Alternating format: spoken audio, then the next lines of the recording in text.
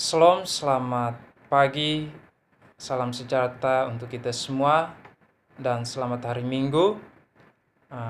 Baik, pada kesempatan pada pagi hari ini, sebelumnya itu saya perkenalkan, nama saya Denny Edward Manggi, NIM 170308003, kelas A reguler sore semester 7, jurusan Sosiologi. Baik, pada kesempatan pada pagi hari ini saya menyampaikan hasil analisis saya dari tugas yang telah diberikan oleh Bapak dosen, yaitu tugas UTS, yang dimana dalam penyampaian saya yaitu mengenai paradigma sosiologi. Kalau kita berbicara mengenai paradigma sosiologi, di mana paradigma sosiologi merupakan cara pandang dalam melihat persoalan atau fenomena sosial. Istilah paradigma awal mulanya diperkenalkan oleh Thomas Kuhn 1962 dalam karyanya The Structure of Scientific Revolution.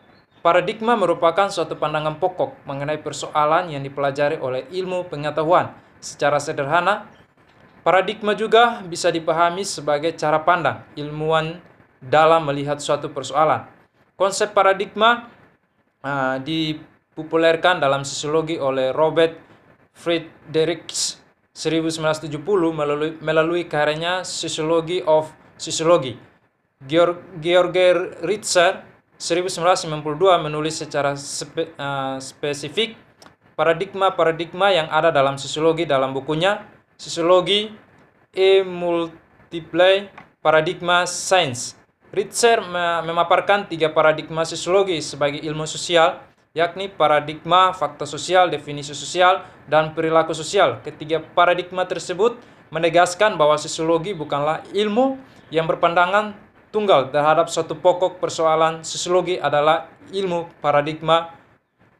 Baik, kita akan berbicara mengenai paradigma fakta sosial. Paradigma fakta sosial ini bersumber dari karya Emile Durkheim yang berjudul The Rules of Sociological Method 1995 dan Suicide 1897. Selanjutnya, bertolak dari karya tersebut di atas, ia mengemukakan suatu cara untuk menerangkan kenyataan perubahan sosial secara ilmiah dan positif, dalam arti suatu analisis yang menggunakan pemikiran yang bertumpu pada fakta yang bersifat empiris. Pandangannya yang demikian itu adalah sebagai suatu upaya menyelamatkan sosiologi dari cengkraman filsafat dan psikologi yang dianggap semata-mata tidak mendasarkan fakta empiris. Dalam karyanya yang kedua tersebut di atas, Suicide, ia memberikan suatu ilustrasi bahwa masalah bunuh diri adalah suatu fakta empiris yang terjadi di Prancis sebagai akibat merosotnya perekonomian negara yang mengakibatkan merajalelanya pengangguran dan bunuh diri. Hal yang terakhir ini merupakan salah satu faktor yang mendorong Emile Durkheim cenderung berkecimpung dalam bidang sosial. Di muka telah dikemukakan bahwa tujuan yang fundamental dalam sosiologi adalah menerangkan tentang kenyataan perubahan sosial. Menurut Emile Durkheim, kenyataan perubahan sosial atau gejala sosial itu real. Namun kalau dikaji benar-benar, pengertian real yang dimaksud adalah mencakup baik sesuatu yang dapat diserap dengan indera maupun tidak. Dengan perkataan lain, real menurut Emile Durkheim berupa kenyataan yang konkret dan kenyataan yang tidak konkret. Kenyataan yang real tersebut dapat dilihat, diamati sebagai benda apa adanya, sedang kenyataan yang tidak konkret adalah sekedar merupakan gejala yang bersifat introspektif yang lahir dalam kesadaran manusia. Namun oleh Emile Durkheim, kenyataan yang tidak konkret tersebut dianggap real. Hal yang demikian bertujuan agar kenyataan yang tidak konkret itu mudah dipahami sebagai yang konkret. Dengan adanya anggapan yang demikian itu, maka ia menyatakan bahwa objek penyelidikan dalam paradigma fakta sosial yaitu fakta sosial. Paradigma fakta sosial menyatakan bahwa masyarakat merupakan suatu kenyataan realitas yang mandiri dalam arti terlepas dari sikap individu yang ada di dalamnya. Misalnya, apakah individu itu senang atau tidak? Senang pada umumnya keseluruhan kenyataan yang ada di dalam masyarakat dipandang sebagai struktur yang di dalamnya terdapat sistem pengorganisasian, peraturan-peraturan, peranata-peranata sosial, nilai-nilai yang disepakati, pembagian kekuasaan dan kewenangan yang kesemuanya itu berpengaruh terhadap individu. Misalnya seseorang yang hidup dalam suatu masyarakat tertentu akan terpengaruh oleh kenyataan yang terdapat di dalam masyarakat. Hal tersebut karena kenyataan yang dapat ada pada masyarakat dalam strukturnya langsung ataupun tidak langsung dapat memaksa individu yang bersangkutan dalam bersikap dan bertindak, sehingga hal yang demikian itu mengandung suatu konsekuensi logis bahwa individu tidak akan bertindak yang cenderung menuruti kemauannya sendiri. Dengan contoh di atas, maka dapat dikatakan bahwa struktur yang ada dalam masyarakat dapat digunakan untuk memahami kondisi pemikiran individu sebagai anggota masyarakat. Persoalan apa yang terdapat dalam faktor sosial itu? Menurut pendapatnya yang berupa kelompok kesatuan masyarakat, sistem sosial, posisi peranan keluarga, sistem nilai pemerintah dan keluarga. Dengan istilah lain, dapat dikatakan bahwa faktor sosial itu di dalamnya secara garis besar mencakup struktur sosial dan peranata sosial. Menurut George Ritzer, teori yang terkenal dalam kaitannya dengan paradigma faktor sosial yaitu teori fungsionalisme struktural yang memberi penekanan pada keteraturan dan tidak mengindahkan adanya konflik dan perubahan dalam masyarakat. Konsep utamanya itu berfungsi, fungsi laten, fungsi manifest, dan keseimbangan. Selain itu, teori tersebut juga menyatakan bahwa semua peristiwa dan struktur adalah fungsional dalam masyarakat, dan apabila dirasa ada ketidakserasian, hal itu merupakan kewajiban bagi penganutnya untuk menormalisasikannya. Adapun tokoh dari fungsionalisme struktural ini adalah Robert Camerton. Teori konflik yang mendasarkan pada wewenang dan posisi yang merupakan faktor sosial. Dalam hal ini, adanya ketidakadilan dalam pembagian kekuasaan dan wewenang merupakan penentu konflik dalam masyarakat. Dan hal tersebut yang senantiasa harus menjadi sasaran studi para sosiologi. Konflik itu terjadi karena adanya perbedaan keinginan dari penguasa untuk mempertahankan diri dan di dalam pihak adanya keinginan dari yang dikuasa untuk mengadakan perombakan tokoh dari teori konflik. Ini adalah Dahrendorf, suatu upaya memadukan kedua teori yang bertentangan tersebut telah dilakukan oleh Pierre Van dan Birge, yang menyatakan bahwa keduanya sebenarnya saling melengkapi di samping mempunyai hubungan yang bersifat kausal. Menurut pendapatnya, konflik mempunyai fungsi yaitu teori sosiologi modern untuk menjamin solidaritas, mendorong timbulnya ikatan persekutuan dengan sarana hubungan persekutuan dengan kelompok yang lain,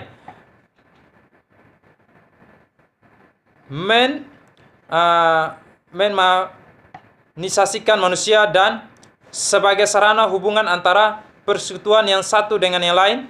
Adapun metode dalam rangka penelitian terhadap pokok permasalahan sosiologi, penganut paradigma faktor sosial mempunyai suatu kebiasaan penggunaan kuesioner dan wacana. Tampaknya mereka kurang begitu senang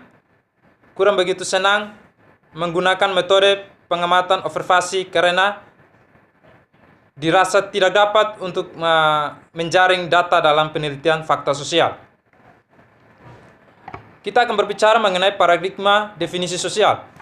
Prinsip rasionalitas memberikan suatu landasan kuat terhadap paradigma definisi sosial yang didasarkan pada karya Max Weber. Menurut paradigma ini yang dianggap sebagai suatu kenyataan sosial, yaitu tindakan sosial. Sebelum membahas konsep Max Weber tentang tindakan sosial sebagai suatu kenyataan sosial dalam sosiologi, maka kiranya perlu dikemukakan terlebih dahulu pandangannya tentang kenyataan yang konkret.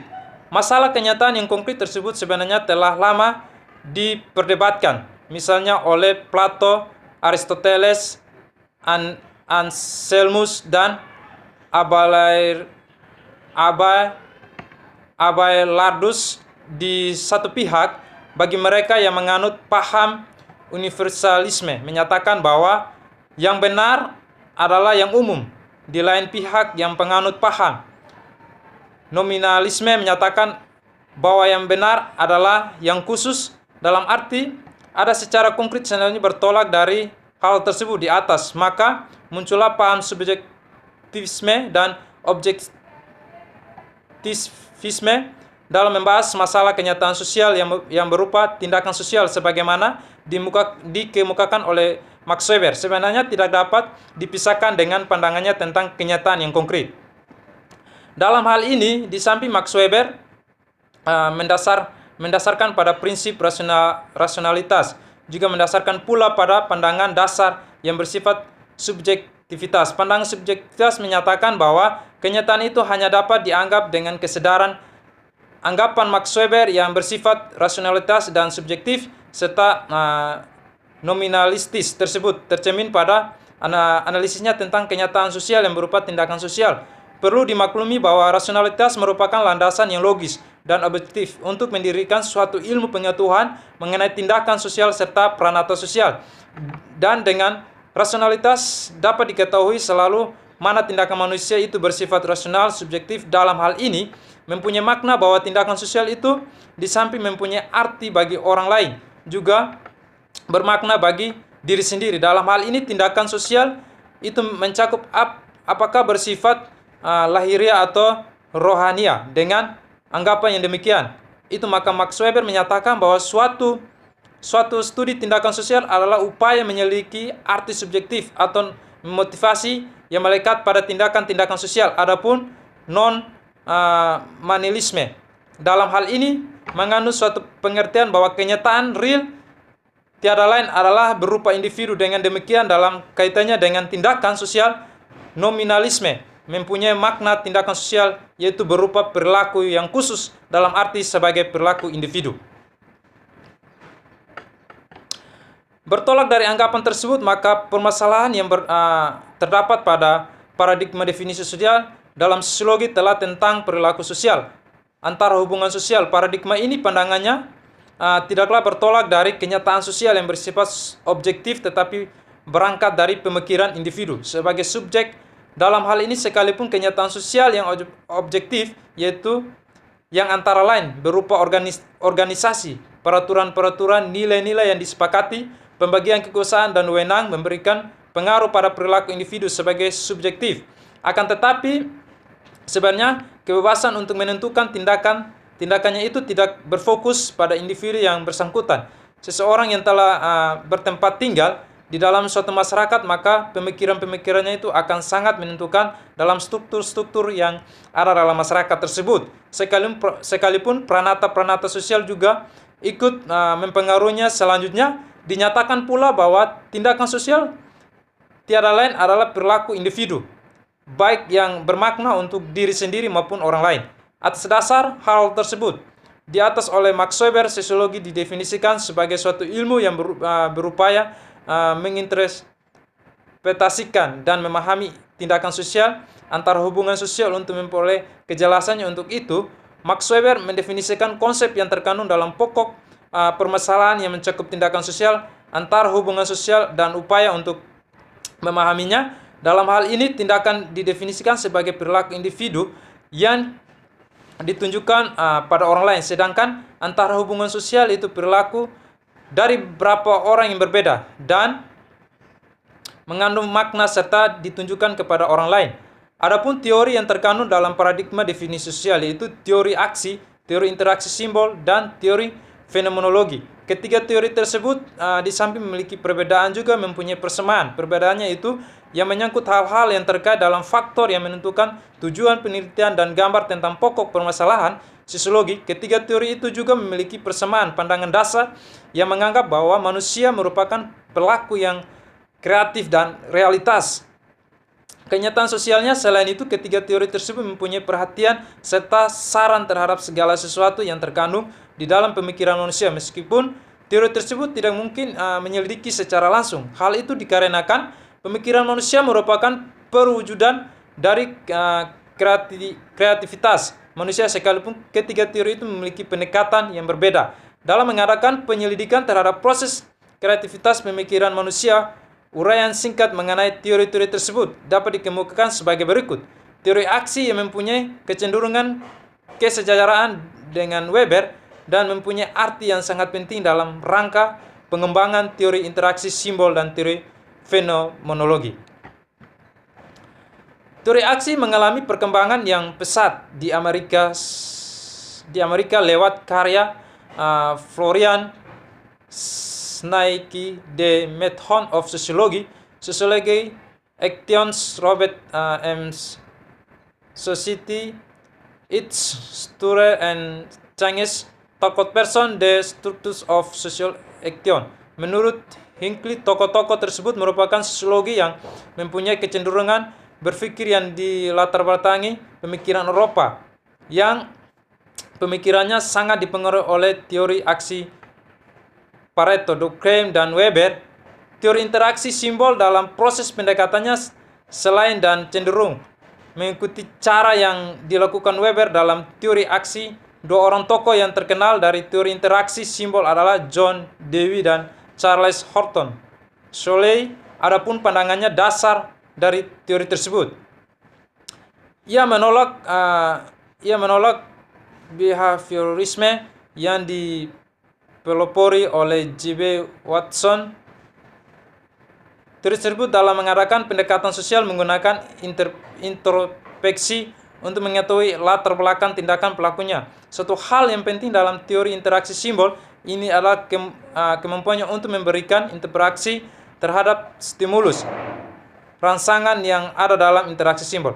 Teori fenomenologi beranggapan bahwa perilaku manusia menjadi satu hubungan sosial apabila manusia memberikan makna tertentu terhadap tindakannya sebagai sesuatu yang berarti karena hal tersebut adalah merupakan sesuatu yang menentukan terhadap kelestarian interaksi sosial. Metode yang digunakan dalam paradigma definisi sosial ialah observasi dalam rangka mengamati untuk memahami agar dapat menyimpulkan makna tentang akibat yang timbul dari perilaku sosial antara hubungan sosial. Baik, kita akan berbicara mengenai paradigma perilaku sosial. Paradigma dikemukakan oleh B.F.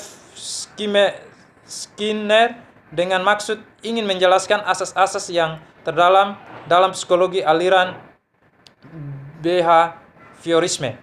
Ke dalam sosiologi, menurut pendapatnya, yang menjadi objek penelaahan sosiologi adalah perilaku manusia yang nyata dan konkret, serta kemungkinan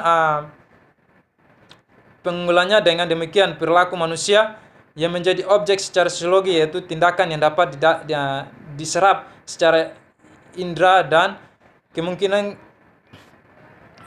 keajekannya. Di samping itu, menurut paradigma perilaku sosial dinyatakan bahwa tingkah laku individu yang langsung berkaitan dengan lingkungan yang menimbulkan konsekuensi berupa akibat akan adanya perubahan pada lingkungan dapat menyebabkan adanya perubahan tingkah laku individu yang bersangkutan. Adapun yang dimaksud lingkungan dalam hal ini yaitu segala macam objek sosial dan objek yang bukan sosial. Perlu diketahui bahwa dalam paradigma perilaku sosial ini berperan proses interaksi antara individu dengan objek sosial dan objek non-sosial. Sangat penting, artinya bahkan dapat dikatakan merupakan sesuatu yang menjadi pusat perhatian telah sosiologi menurut paradigma ini.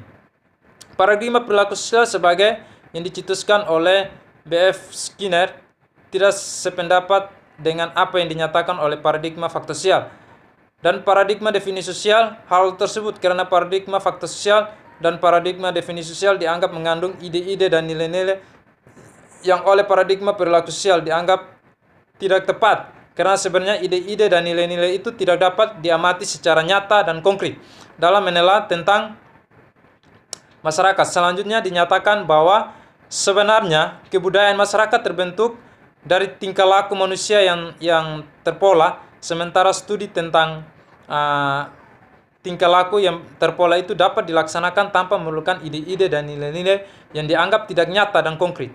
Misalnya seseorang yang bertempat tinggal di suatu masyarakat, perilaku akan mengikuti atau menaati peraturan atau ketentuan yang diberikan oleh pemimpin masyarakat tersebut. Hal itu karena seseorang pemimpin masyarakat tersebut sering mengajak atau menganjurkan agar setiap anggota masyarakat menaati semua peraturan atau ketentuan yang berlaku. Menurut George Richter, dinyatakan bahwa teori-teori yang termasuk dalam paradigma perilaku sosial yaitu teori behavioral sosiologi yang menggunakan dasar psikologi perilaku dalam sosiologi. Teori tersebut menitik beratkan adanya hubungan tingkah laku lingkungan dengan tingkah laku individu untuk mengetahui akibat dari adanya hubungan tingkah laku. Dalam hal ini, ada hubungan kesejaraan antara akibat dengan hubungan tingkah laku. Yang terjadi berarti bahwa hubungan tingkah laku antara individu dan lingkungan diikuti oleh akibatnya di samping itu. Dalam teori ini juga akan diketahui adanya pengulangan tingkah laku manusia, dalam arti apakah tingkah laku yang pernah terjadi juga akan terjadi lagi di masa yang akan datang. Dengan demikian dapat diprediksi mengenai tingkah laku manusia yang pernah dilakukan akan terjadi lagi di masa sekarang. Exine, teori yang dikemukakan oleh George Hohmann yang mengakui selama terjadi interaksi sosial muncul gejala yang baru. Yang menjadi pernyataan adalah mengenai bagaimana cara menjelaskan gejala muncul sebagai akibat interaksi itu. Dalam hal ini, George Hohmann mengakui bahwa suatu faktor sosial dapat menyebabkan faktor sosial yang lain, sekalipun hal itu belum dapat dikatakan sebagai pemberian penjelasan. Menurutnya, hal itu harus dilaksanakan lewat pendekatan psikologi, yaitu dengan pendekatan perilaku. Adapun mengenai metode yang digunakan oleh paradigma perilaku sosial yang dengan kuesioner, wawancara, dan observasi, sekalipun dalam paradigma ini banyak menggunakan eksperimen. Baik, sekian dan terima kasih. Tuhan Yesus memberkati kita semua. Shalom.